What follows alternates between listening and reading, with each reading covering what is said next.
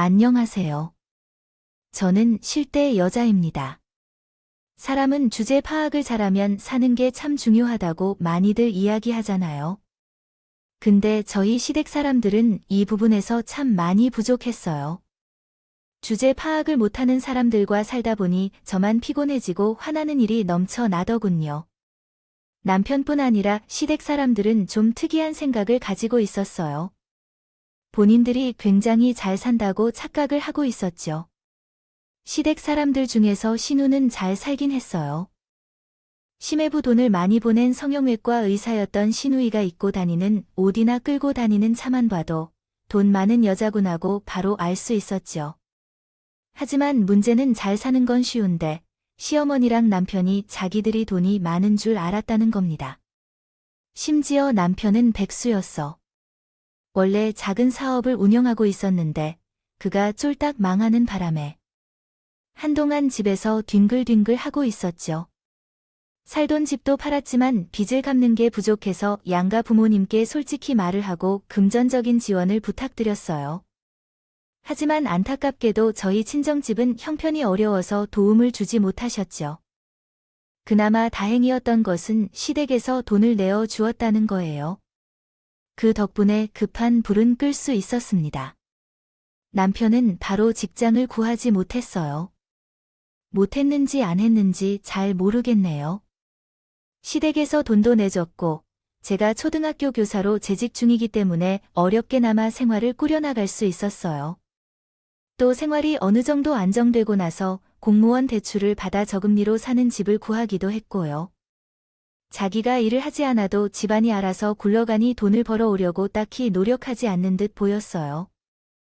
하지만 주제 파악을 하지 못하는 남편은 벌어오기는커녕 돈 쓸 일에 밥을 벗고 나서도 그요.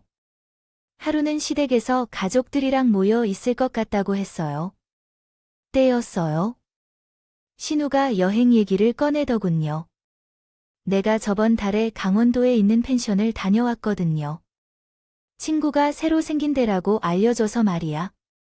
근데 가 보니까 진짜 너무 좋더라. 위치가 아주 기가 막혀 산중턱에 있는 곳이었는데 오두막집 인테리어라서 보기만 해도 편안한 기분이 드는 곳이었어. 산책로도 잘 되어 있어서 산책하기도 좋고 앞에 마당도 넓어서 고기도 구워 먹을 수 있어. 심지어 집 앞에 모닥불도 있다니까. 그렇게 좋은 곳이 있으면 내 어미를 데려갈 생각은 안 해봤냐? 어떻게 너는 늘 여행하기 괜찮다는 것이 있으면 갔다 와서 나한테 말을 하냐? 가기 전에는 있다 말고 있다가 아이 엄마. 내가 자주 여행 데리고 다니는데 왜 이렇게 섭섭하게 말을 안 돼? 내가 갔다가 괜찮은 곳인지 확인하고 엄마한테 같이 가자고 말하려고 내가 먼저 답사 다녀온 거지. 그래, 그럼 그렇게 좋다는 강원도에 있는 펜션에 나도 데려갈 거냐? 맞아. 그래서 말 한 거야. 너무 좋아서 또 가려고. 아닌데, 이번에는 엄마랑 같이 가족 여행 가지고 하려고. 어때? 올게. 다음 주 주말에 시간 되면 같이 가자. 엄마랑 형식이는 늘 남는 게 시간인 사람들이니까. 암으로 봐도 될 거고, 얼른 가능해. 다음 주말 해요. 딱히 잡힌 일정은 없어서요. 그럼 같이 가면 되겠다. 내가 지금 바로 예약할게. 인기가 많은 것이라 자리가 있으려나 모르겠네. 신우가 갑자기 가족 여행 이야기를 꺼냈고 저에게 다음 주 시간이 되냐고 묻더군요. 마침 그에 딱히 스케줄에 비어 있었죠. 하지만 비용이 걱정되었어요. 신은 늘 비싼 음식을 먹고 명품만 사람이라 분명 여행 가지고 했던 펜션도 값이 꽤나 나올 것 같았거든요. 근데 거기 여행 가는데 비용은 얼마나 드나요? 별로 안 비싸. 지금 이벤트 기간이라서 조금 저렴하게 먹을 수 있어 150 정도면 충분해. 우리 먹는 음식까지 통틀어서 150만 원이에요. 그럼 그거의 반 75만 원을 저희가 형님한테 드리면 될까요? 대체 뭔 소리야? 75만 원이라니. 옳게, 내가 낼 비용이 150만 원이라는 거야? 박살 먹으니까 총 300만 원 정도 되는데 절반에서 150만 원 신우는 저에게 여행 경비로 150만 원을 달라고 하더군요. 당연히 여행 경비 전액을 신우가 낼 거라고 생각하진 않았지만 150만 원은 저희가 지불하기에 너무 큰 금액이었고 남편이 사업을 말아먹은 뒤로 집 살 때 쓴 대출금도 갚아야 했으니까요. 그리고 제가 초등학교 선생님으로 공무원 신분이긴 하지만 월급이 생각보다 작아서 허리띠를 졸라매고 있던 상황이었거든요. 반면에 신이는 잘난 성과 의사 남편 둔 덕에 사회생활도 안 하고 집에서 노는군. 주였지만 돈을 펑펑 쓰고 다니고 있었죠. 제가 다르니 저희가 힘들게 사는 게 아닌데도 150만 원이면 껌값 아니냐는 태도로 저한테 여행 경비를 말했어요. 주말 여행인데 총 300만 원이나 든다고요. 그렇게나 많이 들어요. 아쉽지만 저희는 못 갈 것 같네요. 150만 원이면 저희 2달치 생활비 정도 돼요. 형님한테 작은 돈인지 모르겠지만 저희는 너무 부담스러워서 못 가겠네요. 하는 수 없이 저는 금액이 너무 커서 같이 갈 수 없다고 딱 잘라 말했죠. 부모님 모시고 여행 가자는데 150도 못 내는 거야? 우리 몇 년 동안 같이 놀러 못 갔잖아. 이번에 한 번 써 딱 내가 지금 가기 괜찮은 것도 알아놨는데. 대신 초과로 돈 더 드는 부분 있으면 내가 부담할게. 그럼 괜찮지. 그래, 그냥 가자. 그렇게 좋은 곳에 50만 원이면 갈 만하지 않아? 나도 오랜만에 경치 좋은 곳에서 맑은 공기 쐬면서 힐링 좀 해보자. 맨날 집에만 있었으니 답답하던 차에 잘 되셨습니다. 제가 현실적인 이유를 들어서 여행에 못 가겠다고 말을 했더니 옆에서 남편은 허세를 부리더군요. 집에서 벌어오는 돈는 원도 없는 주 제 150만 원이 큰 돈이 아닌 것처럼 말이에요. 지 주제 파악도 못하는 그 을보니 저도 모르게 욱하고 올라왔어요. 정신 차려, 이 양반아. 150만 원이면 우리가 못 가는 곳이야 알아. 당신은 지금 벌어오는 돈도 없으면서 그딴 소리가 나와 돈 벌어와서 가게에 보태며 될 노력은 조금도 안 하면서 무슨 호화 여행을 가려고 하는 거야? 3박 4일 150만 원 드는 게 호화 여행이냐? 부모님 모시고 한 번 가자는데 왜 그래? 도대체지, 너 부모한테 효도하고 싶으면 내가 돈 벌어와서 해. 내 얼굴 뻔히 하면서 어떻게 여행 가자 소리가 나와? 당신이 사업 안 말아 먹었으면 나도 가지. 근데 당신 사업 때문에 막는다고 어머니한테 빌린 돈도 매달 갚고 있고 집고 하느라 대출받은 돈 이자까지 내기 해서 생활하기 힘들어요. 저는 남편이 사업을 부어했던 것까지 들먹이며 화를 냈어요. 벌어오는 것도 없이 쓸 생각만 해 단다고 윽박 지르니 남편도 더 이상 할 말이 없었는지 그 이야기를 듣고 가만히 있더군요. 그랬더니 제 말을 시어머니가 받아주셨어요. 너 돈 좀 벌어온다고네 서방한테 이렇게 함부로 말해도 되는 거야? 시부모가 버젓이 앞에 있는데도 어떻게 그렇게 소리를 질러대며 한 집안의 가장을 무시하니 어머니가 화가 안 나게 생겼어요. 저희 집 형편 어머니도 아시잖아요. 아들이라고 감사들지 마시고 냉정하게 한번 생각해 보세요. 지금 어머니 아들이 제정신이면 이런 소리 할 수 있겠냐고. 지난번에 사업하면서 돈 많이 벌어올 때는 하늘처럼 떠봤더니 돈 못 벌어온다고 이딴 식으로 대하냐. 그런 시댁에서 시어머니와 대판 싸우게 됐어요. 별 여행은 못했죠. 남편은 그때 제가 한 말을 듣고 자존심이 많이 상했는지 이후에 여기저기 알아보더니 취직을 하게 됐어요. 남편이 드디어 취직을 하고 저도 한숨 돌리나 싶었는데 친정 엄마가 아프시다는 소식이 들려오더군요. 신장이 너무 안 좋으셔서 투석을 받아야 한다는 상황이었어요. 투석을 받으려면 병원에 일주일에 2~3번씩 가야 하는 아주 큰 일이었죠. 나이 드신 아버지가 친정은 말은 모시고 다니는 것도 힘드실 것 같더라고요. 어차피 남편도 이제 돈을 벌고 있으니 제가 엄마 관으로 해도 되겠다 생각이 들었고 남편과 상의 후 저는 휴직계를 내고 엄마 병간호를 맡아서 했어요. 근데 이 소식을 듣고 시어머니가 저한테 전화를 해서 난리를 치더군요. 너네 엄마 병 간다고 학교 다면서 그럼 돈은 누가 벌어? 너 내가 내 남편 사업 때문에 비쳤을 때 전도는 대체 언제 갚으려고 하는 거야? 남편이 망했을 때 시댁에서 돈을 내어주긴 했지만 그냥 주신 건 아니었어요. 지금 당장 빚을 갚지 않으면 남편이 신용불량자가 되고 사채업자들 쪽이어서 빌려주신 거였죠. 남편이 돈은 벌어오지 못하고 있으니 제 월급에서 일정 금액을 매달 갚고 있었어요. 근데 저에게 일을 그만두면 돈은 언제 갚고 닥달 하시더군요. 어쩔 수 없었어요. 투석하는 친정 엄마 혼자 가게 할 순 없잖아요. 그리고 시댁에서 빌린 돈은 남편이가 아프면 되는 거죠. 남편이 이제 취직했어요. 앞으로는 그 돈 받으시면 될 것 같아요. 너도 같이 벌어야 빨리 내 돈을 갚을 수 있을 거 아니야? 이자 안 받는다고 이렇게 해도 되는 거야? 너도 빨리 다시 일 시작해서 내 돈 갚어. 저 이미 휴직 처리돼서 복직하고 싶어도 못해요. 올 1년은 일하고 싶어도 못합니다. 시어머니는 말로는 자기 돈 갚으라고 하지만 제가 볼 땐 직장이 버젓이 있는데 돈 안 벌어오는 며느리가 꼴보기 싫어서 그러신 것 같았어요. 그래서 저는 이미 휴가 처리돼서 1년은 복직을 절대 못한다고 못을 받고 전화를 끊어버렸습니다. 시어머니랑 통화를 하고 나니 열이 올라 죽겠더라고요. 그동안 남편이 진비 때문에 개고생하다가 놀려고 일을 그만둔 것도 아니고 친정엄마가 아프셔서 간호해야 돼서 휴직을 한 건데 그거 가지고 뭐라고 하시다. 그간 자기 아들은 집에서 빈둥빈둥 될 동안 제가 나가 사회생활에서 생계 꾸려나가고 시댁에 진비 갚는 동안 고생했다고 고맙다 소리 한 번을 안 하셨으면 말이에요. 솔직히 남편은 일전에 강원도 펜션 여행권으로 시댁 식구들 앞에서 개망신을 당하고 자존심 상해서 일을 구한 것 같았어요.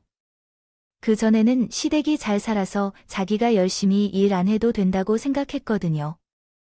아무래도 엄마가 빚을 갚아주기도 했고 제가 생활비를 벌어다 보니 생활하는데 딱히 불편한 게 없으니 취직 노력도 별로 하지요 않았어요. 근데 망신당한 후 여기저기 지인들에게 일자리 있는지 알아보다가 친하게 지내던 대학교 선배가 마침 자기 회사에 자리 났다고 꽂아준 거였죠. 마케팅 회사 영업직으로 말이죠.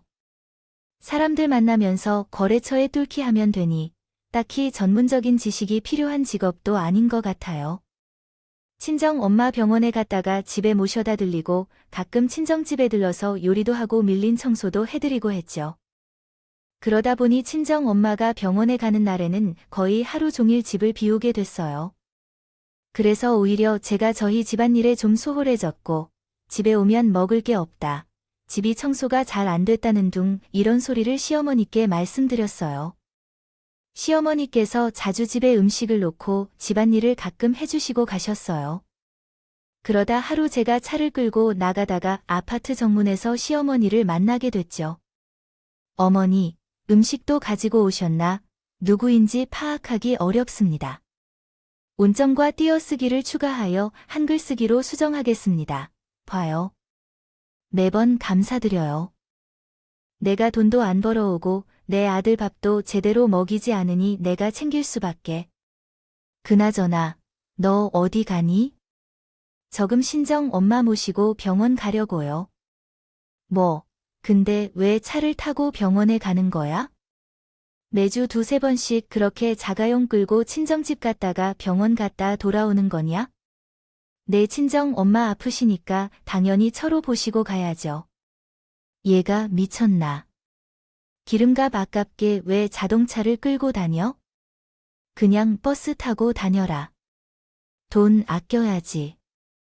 어머니, 자동차 타고 가도 병원이 한참 걸리는데 아픈 분 모시고 어떻게 버스 타고 치료받으러 가요? 말씀도 참. 시어머니의 잔소리가 길어질 즈음 뒤에서 비키라는 클락션 소리가 울렸고 저는 시어머니한테 뒷차 때문에 가야겠다 말씀드리고는 그 자리를 빠져나왔어요. 시어머니가 버스 타고 병원에 다녀라는 소리가 어이없었지만 그냥 하는 소리겠지 하고 넘겼죠. 이때까지만 해도 제가 꼴을 당하게 될 줄은 전혀 예상하지 못했네요. 근데 남편이 회사에 적응을 잘 못하고 있는 것 같더군요. 하루는 남편이 집에서 직장 상사의 전화를 받았는데 상대방의 목소리가 너무 커서 저한테까지 들렸어요. 야, 윤진, 기회에서도 오늘 우리 회사랑 이번에 재개 안 한다고 했다며? 아, 진짜요네. 그쪽에서도 그렇게 하더라고요. 그래서 재계약 안 한다고 해서 그냥 네, 알겠습니다. 이랬어. 아, 그렇게 말씀드렸죠. 저희한테 이제 마케팅 안 맡기고 싶다는데 뭐라고 해요? 왜 우리랑 재계약 안 하냐고 물어보고 어떻게 하든 해결해 준다고 하고 계약을 하자 했어야지. 너 취직하고 3달 동안 신규 계약인 거 몰라. 다가 이전에 관넌 업체 물려받은 것도 거의 절반이라 주었잖아. 그럼 윤진기 찾아가서 무릎이라도 꿇고 빌어야지. 재계약하자고. 남편은 마케팅 영업직 들어갔는데도 불구하고 영업을 아예 못하는 것 같더군요. 취직한 지 3달이나 되었는데 아직 신규 회사랑 계약은커녕 있던 것들도 제대로 유지 못하는 듯 했어요. 남편은 그저 직장 상사가 화내는 것을 송하다 앞으로 더 노력하겠다고 말을 할 뿐이었죠. 그렇게 한참을 통화하고 전화를 끊더니 남편은 베란다에 나가서 30분 동안 줄담배를 피우고 들어왔어요. 그 모습을 보니 너무 안쓰러워서 식사를 하며 남편에게 위로의 말을 냈어요. 여보, 회사 다니는 거 괜찮아? 괜찮겠냐? 아까 전화 통화하는 거 못 봤어? 청, 힘들지. 당연히 남의 돈 버는 게 다 그렇지 뭐. 힘내 여보. 당신이 아직 그쪽 일에 적응을 잘 못했나 보다. 조금만 더 노력하면 당신 잘할 수 있을 거야. 야, 힘내라. 그딴 위로하지 마. 전혀 위로 안 되거든. 도와주고 싶으면 그딴 말만 하지 말고 거래처라도 소개해 주던가. 자존심이 유난히 센 남친은 아까 직장 상사한테 된통 깨지고 저한테 화풀이 하더군요. 평소 같으면 저도 지지 않고 쏴댔을 텐데 그날은 직장 상사가 말이 좀 심하게 한 걸 저도 들었기 때문에 그냥 가만히 있었어요. 사실 남편은 누구 밑에서 일해본 적이 없어요. 대학교 졸업하고 바로 사업을 시작했거든요. 늘 사장님 소리만 듣다가 직장에서 윗사람에게 굽신거리고 계약 따려고 다른 회사 사람들에게 반기는 게 아직 적응이 안 된 것처럼 보였어요. 어떻게든 남편에게 도움이 되고 싶어서 남편 말대로 주변에 마케팅이 필요한 사람들이 없을까 고민을 해봤는데 딱 떠오르는 사람이 있었어요. 그건 바로 저의 신우 형님. 요즘 날이 많이 추워졌는데 감기는 안 걸리고 잘 지내고 계세요. 어머, 오롤로 전화를 해서 내 건강을 챙겨. 아이 형님도 가족끼리 안 보여. 전화하고 싶은 일이 있어요. 됐어요. 저번에 강원도 여행 사건 이후로 우리 엄마 집에도 한 번 안 왔더니 분위기가 뭔가 이상하더라고요. 뭐가 뭔지 아시겠어요? 그게 대체 뭔데? 빙빙 돌려 말하지 말고 그냥 말해줄 수 있어요? 신우는 직설적인 성격이라서 전화했을 때 이 빨과 같은 얘기를 하지 말고 직접적으로 문제를 밝힐 수 있어요. 그래서 더는 돌려 말하지 않고 전화한 이유를 말하게 됐어요. 평소처럼 말인데 제 남편이 이번에 마케팅 회사에서 영업직으로 취직했어요. 아마 들으셨을 거예요. 근데 문제는 아직 제대로 업무를 수행하지 못하는 모습이 보여서요. 취직한 이후로 신규 계약 건을 맡은 것 같아요. 지금 저도 휴직 중이어서 1년 동안 수입이 없는데 우려가 됩니다. 이런 연락을 드리는 것에 대해 죄송하지만 주변에 마케팅에 필요한 사람을 아시는 분이 있다면 소개 부탁드립니다. 시켜주세요. 제 주변에는 사업하는 사람은커녕 카페하는 사람도 없고 죄다 직장인이라서 형님은 주변에 자기 사업하면서 돈 많은 분들 많이 아시잖아요. 그놈이 영업직으로 취업한 지가 언젠데 새로 업체도 못 들었어. 에휴, 진짜 답답하다. 정말 힘들면 나한테 연락이라도 해서 부탁 좀 하지. 그 사람이 자존심이 워낙에 세서 아쉬운 소리 못 하잖아요. 그런 사람이 돈 벌겠다고 영업 뛰고 다니는 거 생각하면 불쌍하기도 하고 제가 도와줄 수 있는 건 없고 해서 형님한테 연락드렸어요. 알겠어? 우리 남편 성형외과도 마케팅 많이 하는데 업체 바꿔보라고 한번 말해볼게. 정말요? 그래 주시면 너무 감사하죠. 근데 형님, 저희 남편한텐 제가 전화해서 부탁드렸다. 그는 절대 말하지 말아 주세요. 괜히 자존심 상해서 계약 안 한다고 할 수도 있잖아요. 나도 알아. 걔 성격 그냥 잘 지내는지 안무 전화했다고 하면서 자연스럽게 말 꺼내볼게. 신우이 역시 남편의 성격을 잘 아는지라 자존심 건들지 않고 도와주겠다고 말을 했어요. 저는 그런 신우에게 연신 고맙다고 인사를 했죠. 그리고 며칠 뒤 남편이 퇴근을 했는데 양손에 무언가 가득 들고 들어왔어요. 여보, 이게 뭐야? 한번 맞춰봐봐. 까만 봉지에 들어있는 거 보니까 선물 같은 건 아닌 것 같고.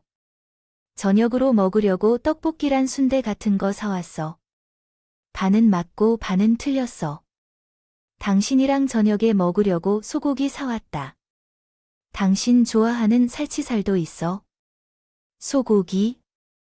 어머, 세상에 맛있는 부위만 골라서 잘 사왔네.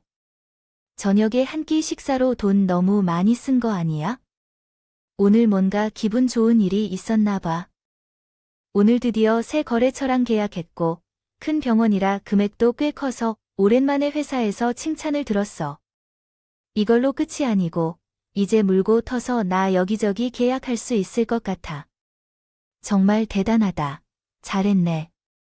역시 당신은 잘할 줄 알았어. 이제 영업에 스킬이 좀 생긴 거야? 사실 그건 아니고, 웬일로 누나가 며칠 만에 전화를 했거든. 그냥 안붓 이런저런 얘기하다가 내가 마 회사에서 일한다고 하니까 안 그래도 매웅이 병원 홍보업체 바꾼다고 했다. 그러는 거야? 그러더니 매형이랑 만날 자리 마련해줘서 우리 회사랑 홍보 계약하자고 내가 막 설명을 했더니 그 자리에서 오케이 해줬어. 내가 노력했다고 그보단 누나 덕이지 뭐. 아시메부님 병원이랑 계약한 거구나. 그래도 아시메부님이 얼마나 깐깐한데 가족이라고 덥석 계약했어. 당신이 잘 설명하고 믿음직스러우니까 한 거지. 까다로운 아시메부님도 고객으로 만든 거 보니까 영업에 재능 좀 있나 보다. 앞으로 다른 것들도 거래업체로 만들 수 있겠어? 있겠는데 그런 거 하긴 매형이 가족이라고 도와주는 사람은 아니지. 나 사원 망하고 돈 좀 빌려달라 할 때도 안 빌려줬으니까 그것보다 우리 회사에서 마케팅하는 거 보고 마음에 들면 주변 병원들도 소개해준다고 해가지고 지금 정말 기대 중이야. 이제 회사에서 신규 계한 못 들어서 욕먹는 일은 없을 것 같아. 저는 일부러 남편이 하는 말을 듣고 처음 듣는 것처럼 반응해줬어요. 왠지 제가 먼저 신우에게 도와달라고 부탁한 걸 알면 기분이 나빠 거 같았거든요. 최근에 자존감도 많이 떨어져 있는 것처럼 보여서 오히려 남편이 영업에 소질이 있는 왔다고 추켜 세워주었죠. 그리고 비싼 소고기를 샀다고 타박하지 않았고요. 그날은 오랜만에 남편이랑 아이랑 웃으면서 소고기로 배를 채웠네요. 매일이 이날 같으면 참 좋았을 텐데 아쉽게도 집안의 웃음이 사라지게 되는 일이 얼마 뒤에였어요. 생겼다더니 엄마를 병원에 모시러 가기 위해 집을 나섰습니다. 근데 주차장에는 시어머니가 계셨습니다. 오늘도 음식을 가지고 오신 줄 알았는데 시어머니는 뭔가를 찾는 듯 했어요. 이거 아니야. 사돈 병원에 가기 전에 내 어머님 병원 예약해 둔 날이라서요. 음식 주려고 오신 거예요? 했더니 시어머니는 다른 걸 주려고 오신 것 같았습니다. 아니, 오늘은 다른 걸 주려고 왔다. 자, 이거 받아라. 시어머니가 주신 건 음식이 담긴 통이 아니라 어떤 카드였습니다. 병원비 보태주라고 주신 거예요. 내가 미쳤냐네. 엄마 병원비는 내가 내야지. 그걸 왜 내가 내고 있어? 내가 일을 그만둔다고 돈을 안 갚아서 나도 요즘 생활비가 빠듯한데. 그럼 이게 뭐예요? 그거 교통카드야. 앞으로 차 타고 다니지 말고 지하철이나 버스 타고 병원 다녀라. 기름값 껴야지. 대신 내가 교통비는 매달 충전해서 주마. 황당하게도 시어머니는 저에게 교통카드를 주시면서 자동차 말고 대중교통을 타고 병원에 다니라고 하시더군요. 저는 어이가 없어서 빨리 가야 한다고 대충 대답을 하고 자리를 피했어요. 그리고 제 차를 찾아봤는데 어디에도 보이지 않는 겁니다. 분명히 어제 뒀었는데 대체 어디 갔지? 내가 잘못 기억하는 건가? 제가 혼잣말을 하며 전날 주차했던 기억을 더듬고 있는데 시어머니가 옆에 오셔서 경악스러운 말씀을 하시더군요. 내 차 여기 없어. 그만 찾아내. 제 차가 여기 없다고요? 제가 어제 마트에 갈 때도 타고 나갔다가 집 앞에 바로 주차했는데요. 내가 차 때문에 돈을 많이 쓰는 것 같아서 내가 방금 그 차 치워서 시부모님을 데리고 효도 여행 갈 돈도 없는데 기름값 내고 마타 다닐 돈은 있어. 농담이시죠? 어머니가 무슨 수로 제 차를 치웠던 말씀이세요? 차는 저한테 있는데요. 너 나오기 전에 견인차 불러다가 저 멀리로 치워버렸다. 농담 아니야. 그래서 너한테 교통카드 줬잖아. 그거 타고 가서 내 엄마 평원에 모시고 가라. 제가 못 믿는 얼굴을 하고 눈만 거리고 있자. 시어머니는 자기 핸드폰을 꺼내서 영상 하나를 보여주시더군요. 거기에는 제 차가 견인되어 아파트 주차장을 나가고 있는 모습이 찍혀 있었어요. 어머니, 대체 이게 무슨 짓이에요? 왜 남의 차를 견인하여 정신이 어떻게 되신 거 아니세요? 제 차를 어떻게 두셨어요, 네? 정신이 어떻게 된 건 내가 아니라 너지. 휴지까지 내서 돈도 못 버는데 돈 아낄 줄은 모르고 맨날 차 끌고 다니잖아. 자동차는 내가 보관할 테니 너는 교통카드 들고 버스나 타고 다녀. 어머니, 이거 절도에 아세요? 혹시 어머니 차 필요해서 제 자동차를 갖고 계신 건가요? 가신 거예요. 그럼 남편한테 빌려달라고 하세요.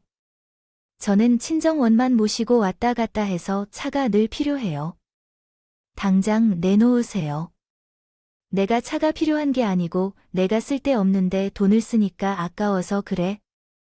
자동차 끌고 다니면 기름값도 내야 되고 주차비도 나오고 하지 않아. 그 돈 아껴 모아서 얼른 나한테 진빚이나 갚아라. 그럼 남편 차도 견운해 가셨어요?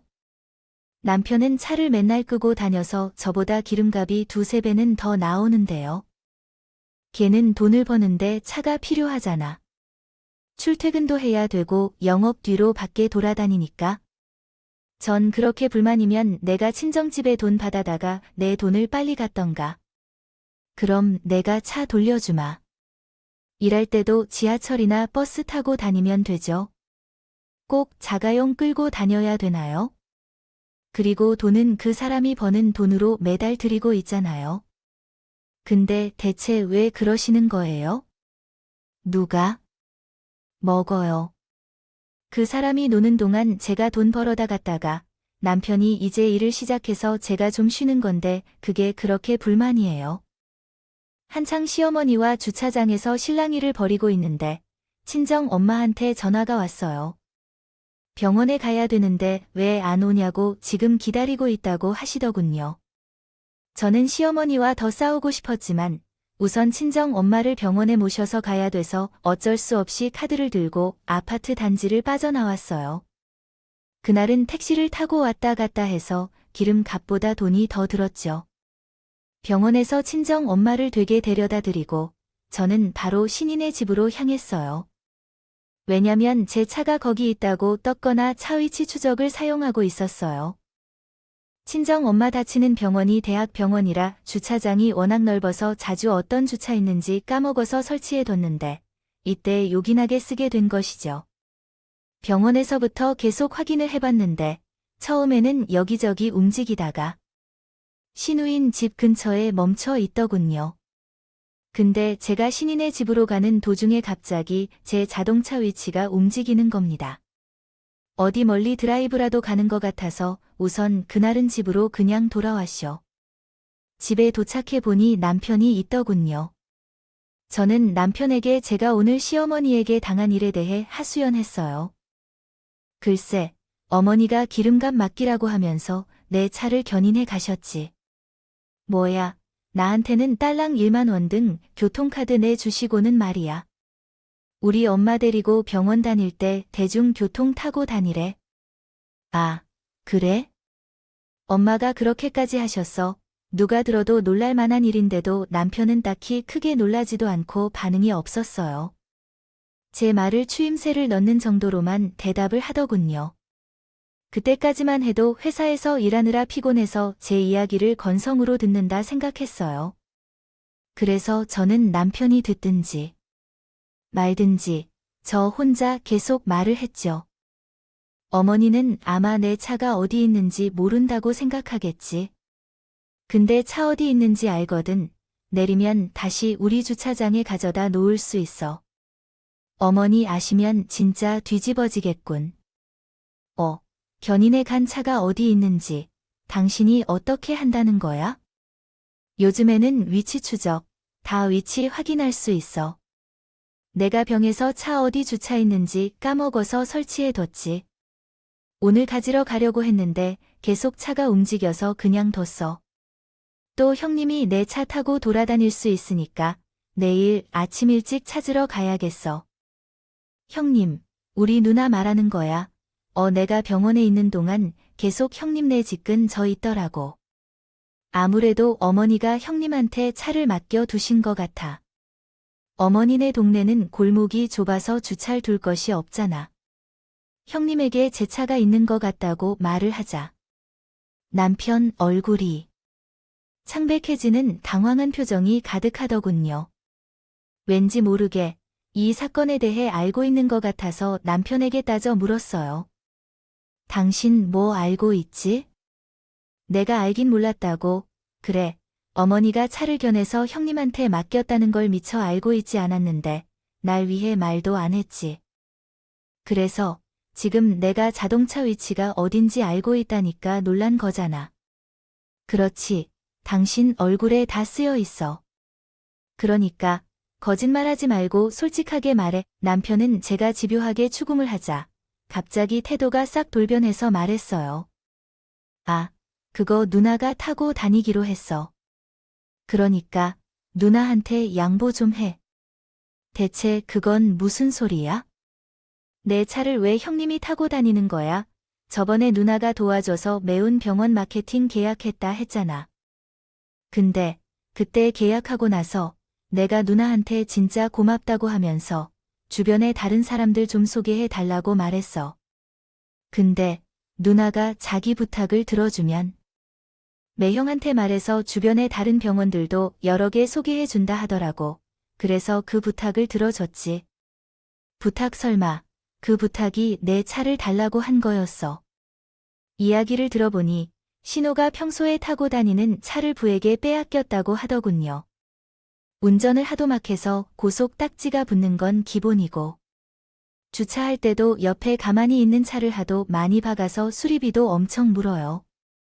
다가 고속도로에서 날치 운전을 하다가는 사고도 여러 번 있었더라고요.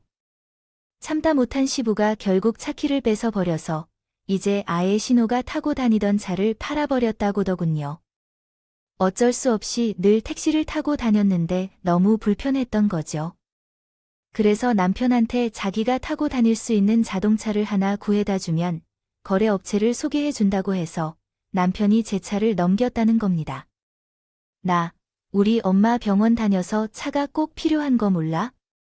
주고 싶으면 내 차를 줘야지. 왜 남의 걸 함부로 주는 거야? 나도 원래 내 거 주려고 했어. 당신이 이렇게 나올까 봐서. 근데 누나가 내 차에선 담배 냄새 난다. 더럽다. 싫다 그러는데 어떻게 해? 선택지가 당신 차밖에 없는 걸 그렇다고 내 엄마랑 짜고 남의 차를 견인해 가서 누나한테 넘겨주냐? 나한테 물어라도 됐어야지. 내가 만약에 위치 추적량 안 놓았으면 눈 뜨고 코 빌 뻔했네. 진짜야. 내가 물어보면 순순히 좋겠냐? 지금도 봐봐. 내가 거래처 소개받아야 돼서 어쩔 수 없었다고 사정을 다 말했는데도 이 난리를 피는데 처음부터 부탁했으면 좋겠냐고 나한테 말을 했으면 다른 방법을 찾았겠지. 아니면 내 차를 형님 주고 내가 내 차를 타고 다녔어도 되는 거고. 솔직히 처음부터 내 차는 줄 생각도 없었지. 너도 차 없으면 일할 때 불편하잖아. 나는 당장 내일 찾으러 갈 테니까 그런 줄 알아. 그만 좀 해. 누나가 거래처 소개해 준다고 했단 말이야. 저번에 나 상사한테 깨지는 거 못 들었어. 전화 통화하는 거 옆에서 다 들어놓고 이러기고 거래처 못 구하게 되면 나 진짜려 당신 장모님 병원 데리고 다니느라 휴직 견해서 돈도 못 벌어오는데 나까지 백수되면 어쩌라고 그래? 계약 성사되기만 하면 택시비 줄 테니까 택시라도 타고 다녀. 그럼 싫어. 나는 내 처 받아올 거야. 내가 능력이 없어서 거래처를 못 구하는 건데 그건 생각도 안 해봤어. 3개월 동안 신규 업체 계약이 권이면 내가 문제야. 알아. 일 못하면 잘려야. 거기 잘려서 우리 생활비 없으면 내가 공장 나가서 막노동이라도 하면 되잖아. 자기 차 줘서 남편 돈 벌어올 수 있으면 감사합니다 하고 넘겨줘야 되는 거 아니에요? 어떻게 지서방 사회생활 한다는데 그거 하나 못 해줘서 이달리야. 내가 돈 많이 벌어서 차한테 사줄게. 그러니까 지금 차는 그냥. 누나, 남편은 제 차를 가져가서 자기 누나한테 주는데 오히려 저에게 개지를 하더군요. 차라리 갖다 바쳐서 자기가 돈을 벌어오는 게 어디냐고 말입니다. 남편이 사회생활하는데 도움되는 일이니 그냥 좀 있으라고 집이 떠나갈 듯이 소리를 지르더군요. 제 차를 견인해 간 것도 모자라서 시누이한테 쓰라고 건네주기까지 해놓고 미안하다 소리도 안 하는 남편을 보니 화가 치밀 올랐어요. 든 일이 생기니 제 뒤통수를 치는 남편. 나중에 다른 어려운 시련이 닥쳤을 때도 서로 의지해서 해결해 나가기보다는 이런 식으로 저에게 풍기지만 할 것 같다 생각이 들었죠. 너 같은 노하 그은 앞으로 다시 못 살겠다. 하다가 마누라 뒤통수나 치는 놈을 뭘 믿고 같이 살아야 돼. 내가 그동안 왜 너 때문에 개고생을 했나 싶네. 우리 그냥 이혼하자. 그게 나을 것 같아. 그래, 좋아. 이혼하자. 나도 내 앞길 막는 여자랑은 못 살겠어. 낡은 자동차 좀 누나 쓰게 해주자. 그게 그렇게 어렵냐? 이혼하자. 이혼해. 근데 대신 조건이 하나 있어. 누나한테 준 차는 절대 빼앗가지 마. 내가 재산 분할할 때 차값 더 줄 테니까 알겠어? 만약 누나한테 차서 가구나 나가 타고는 거 매형한테 말하면 재산 분할도 없고 양육권도 절대 안 줄 테니 그런 줄 알아. 남편은 자기가 이혼당하는 주제에 요구하는 조건도 많더군요. 하지만 저는 재산 분할이 뭐고 간에 당장 제 차를 가져와야겠다 생각에 다음날 시누인 내려갔어요. 역시나 시누인의 집 주변 동네 공영주차장 한편에 제 차가 있었어요. 근데 번호판만 똑같고 겉은 싹 바뀌었더군요. 그새 제 차를 튜닝해 놨더라고요. 완전히 다른 차가 되어 있었죠. 그 모습을 보는데 저렇게 튜닝할 돈이 있으면 차라리 남편한테 명의를 빌려서 하나 살 것이지 왜 남의 차를 달라고 했나 열이 뻗쳤던. 또 가까이서 보니 벌써 어디다가 제 차를 받아서 앞쪽 범퍼가 찌그러져 있었습니다.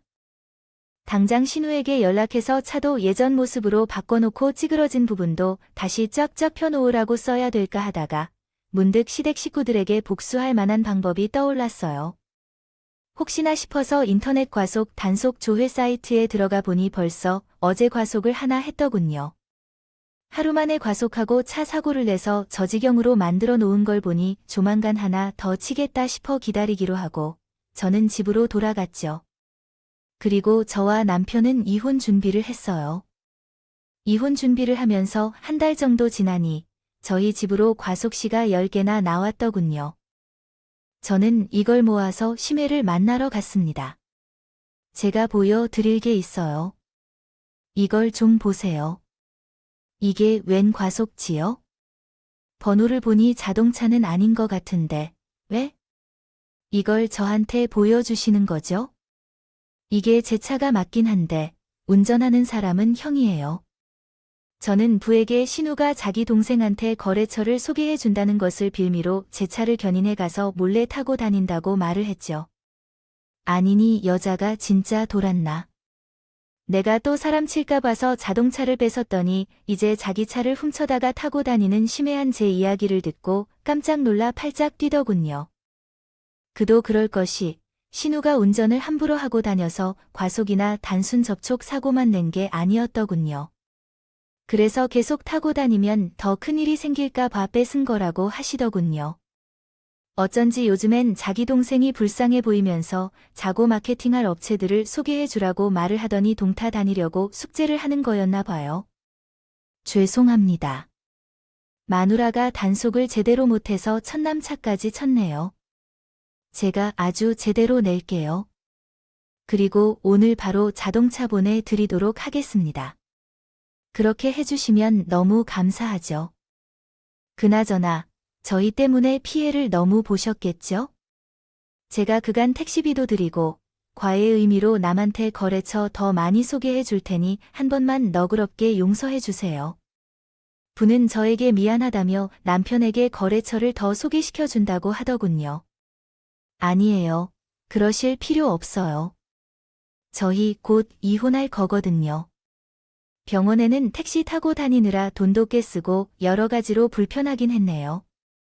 택시비 같은 건 주지 않으셔도 되는데 대신 정말 저한테 사과하고 싶다면 제 부탁 하나 들어주세요.